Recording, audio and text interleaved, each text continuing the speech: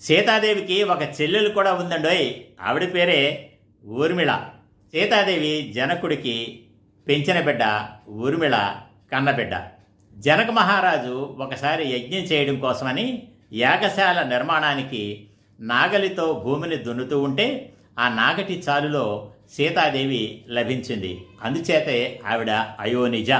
సీతాదేవికి ఈ ఊర్మిళ మాత్రమే కాకుండా వరసకు చెల్లెళ్ళు అయ్యేవాళ్ళు మరో ఇద్దరు కూడా ఉన్నారు, మాండవి, శృతకీర్తి. వాళ్ళు జనక మహారాజు యొక్క తమ్ముడి కూతుళ్ళు. జనక మహారాజు తమ్ముడి పేరు కుశధ్వజుడు.